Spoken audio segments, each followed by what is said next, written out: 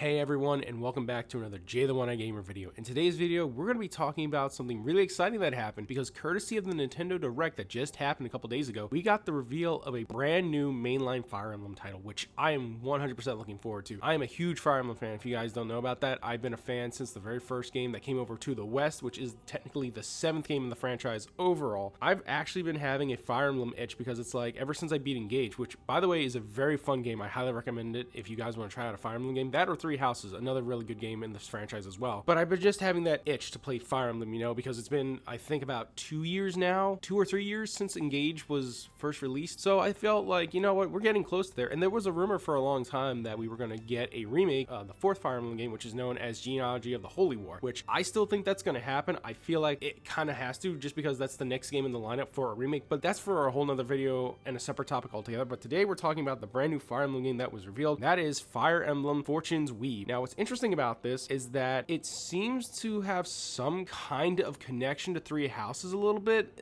I'm kind of jumping the gun with that, so let's go in order, shall we? What's interesting about this game is it doesn't seem like we're going to have an Avatar main character, at least from the initial reveal trailer that we've got. I have my own personal takes on what I feel about the Avatar characters being the main focus of the games, but that's not what this video is about. Instead, throughout the whole trailer, we're shown pretty much 4 prominent characters that we get to see, which I'm thinking are going to be either the main characters, or if they're going to treat this kind of like Three Houses, where you had the main lords who represented a story route. I think maybe all 4 of these characters could represent their own individual stories, but personally, I find that a little taxing. I would rather it just be one giant narrative where they all come together and deal with it that way. That's my personal opinion. That's how I feel, but I know other people really do enjoy how Three Houses' story is told in that regard. But anyway, we do run into the first character we see named Kai, who seems to be about probably, I would say, like teenage years, so I would say maybe like 16 to 17 years old, just given off what we see. And what's very interesting is he seems to be a mountain unit of some kind, and what's interesting about his mounted unit is it's not really something we've ever seen in the Fire Emblem series before. Instead of him riding a horse, a wyvern, or a pegasus at this point, we see him riding what looks to be a giant bird of some kind. Like, I don't want to say akin to a chocobo. It seems to be more in line with the birds that we could see in the Utawaremono series. That's kind of the vibe I get. We don't really have a lot of information on him as well. I think in the trailer it stated that the only reason he's basically going through the events of the story as of right now is he's trying to save his father's life.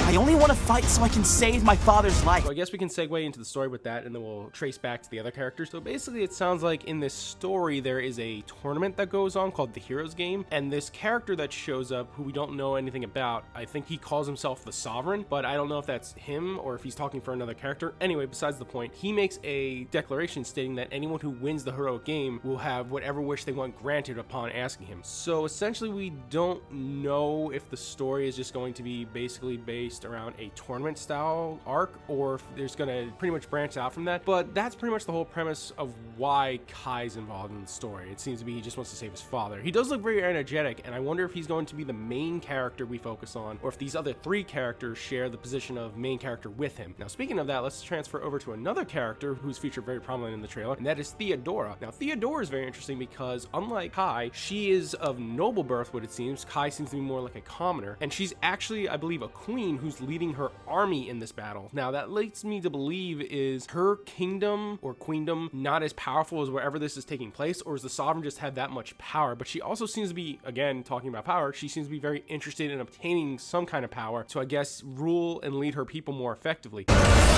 What I seek is a great strength, an unyielding strength for any foe, sheer strength to uphold the faith I hold dear. Above all, I need the strength to lead my people. Strength enough for a queen!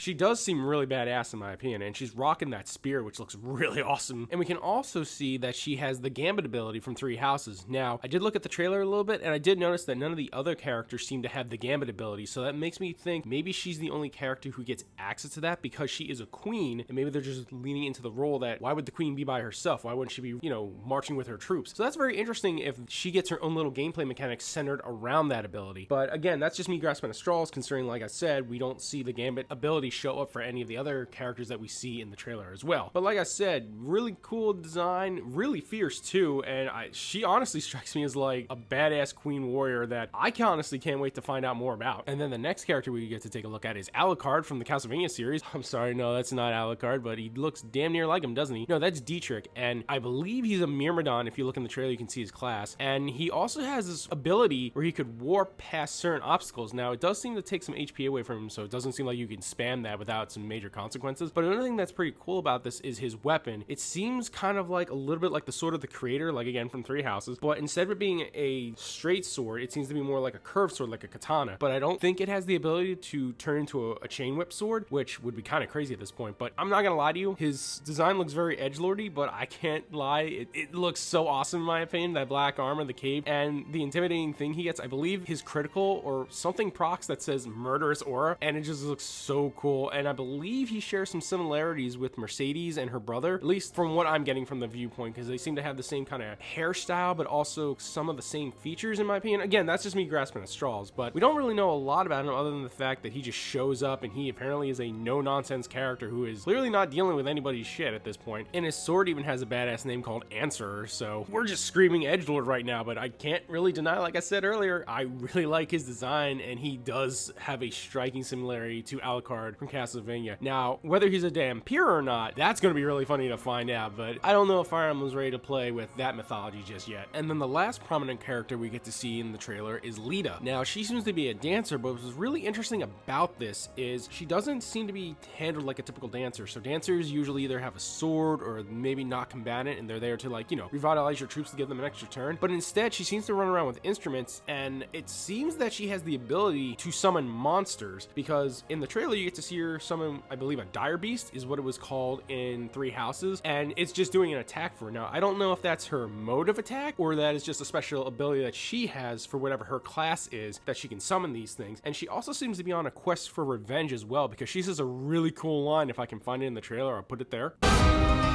There's a man I hate so much that simply killing him will not satisfy me. That is such a cool line, and she seems like such an interesting character. And basically that kind of does it for the four characters that were heavily prominent throughout the trailer itself. There were other characters that we didn't really get a lot of information on, so they could either be NPCs, enemies, potential allies, and in some of the battle scenes we do get to see other characters that aren't the four of them on the field as well. But again, we don't have any real information about them. But what is interesting to point out is that in some of the screenshots in the video, you can see what looks to be the other protagonists of those other four characters on the map, not as enemies but as allies, because they're, I believe, grayed out with a blue icon around their weapon symbol, which I think signifies that they are ally units. So that makes me think that maybe instead of like each one of those four characters being their own storyline that never truly interacts with each other, maybe they're just the four main focuses that will eventually merge into one storyline to deal with the main bad, which I personally think would be interesting, because I like to play Fire Emblem where you recruit every playable character, even if I'm not going to use all of them. It's just something I do for myself, even if they're a pain in the ass to, you know, unlock. And I know this isn't going to be a good segue, but I know I have been bringing up Three Houses mostly throughout the entire video, not just because it seems to be them borrowing some elements and also maybe some storytelling elements from Three Houses, but another big reason why I keep saying that is because at the end of the trailer, we are introduced to this green-haired woman sitting upon a throne that looks very familiar, and if you listen, she sounds very familiar too. The years were long,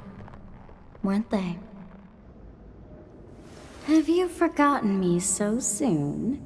And a lot of us seem to think that's Sothith from Fire Emblem Three Houses, obviously, but instead of being in the child form, she's in a more adult form. Now, that's led people to think that this might be a prequel to Three Houses, because we're dealing with a more mature, grown-up Sothith. I personally think, for my 2 cents, is it's not actually a prequel or a sequel to Three Houses. I think it's an alternate timeline or universe where she is the same character and the same goddess of that universe, but instead of the events of Three Houses taking place, this is an entirely new, like, world with different views, different outlooks, and it doesn't seem like crests are like a major factor in it so far. Obviously, that's just me spitting. I don't have any facts to back that up, and like I said, this is just me spitballing my ideas for this, but that's what I think the story is, in my personal opinion. I think it's borrowing inspiration from Three Houses, but is telling it in its own unique story that's not really super tied to the storyline of Three Houses. Again, that's me. I would very much like to hear what you guys have to think on that regard as well. And also, are you hyped as well for this game? I'm beyond hyped. I really can't wait to play Fire Emblem again, and this is going to be the first Fire Emblem on a brand new Switch console, so it's going to be pretty great, and we get to see what it looks like, because look at the game, it looks so smooth. I think this is the smoothest animations it's ever been, and Engage has some really good animation qualities. This is just really cool. I'm looking forward to this. The game is coming out next year in 2026. They didn't give us a release date or even a release window. If I had to hazard a guess, considering where this was shown off, I would dare say this might be a spring to summer game, but that's going to do it for me, guys. Sound off in the comments. Are you really excited for this game? Have any of the characters you saw sparked your interest? Alucard's got my interest, but I do know it's Dietrich. Do you think this is